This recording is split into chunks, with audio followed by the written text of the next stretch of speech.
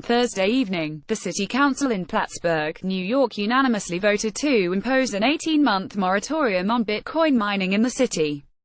Mining is the extremely energy-intensive computational process that secures the Bitcoin blockchain and rewards miners with Bitcoins.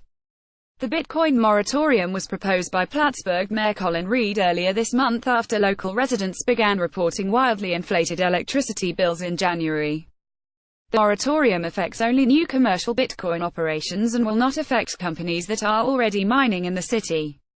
I've been hearing a lot of complaints that electric bills have gone up by $100 or $200. Reed said. You can understand why people are upset. According to Reed, Plattsburgh has the cheapest electricity in the world due to a hydroelectric dam on the St.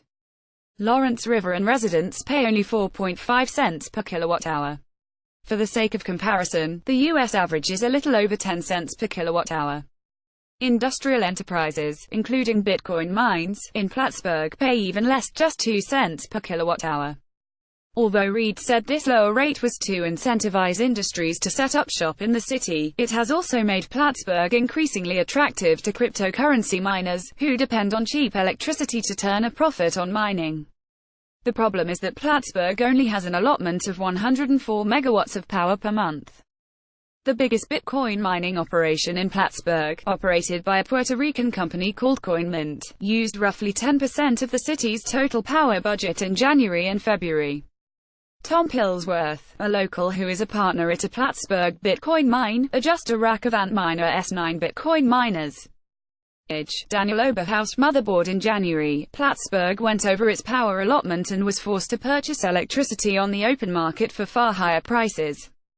This cost was distributed among the city's residents, some of whom ended up paying between $100 and $200 more for their electricity than usual.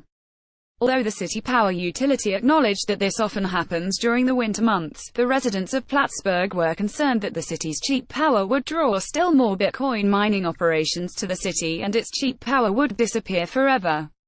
We could use 100 megawatts in 2 months' time if we opened up the floodgates, Reed told Motherboard. And then there would be no cheap power left for our residents. Some of the proposals we've been seeing, they want to take 20 or 30 megawatt bites of power, and we don't have that. In the next 18 months, city officials pledged to work with citizens and local Bitcoin miners to develop a solution to Plattsburgh's energy problem. Reed suggested a number of possible solutions, such as making miners pay for any overages of the city's power budget or increasing the kilowatt rate for miners.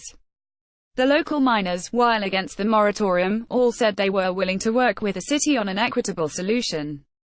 It would never cost the Plattsburgh citizens any more money to let more miners come in here because the miners are willing to pay for those overages when it's super cold. Tom Pillsworth, a Plattsburgh local and partner at the second largest Bitcoin mine in the city, told Motherboard.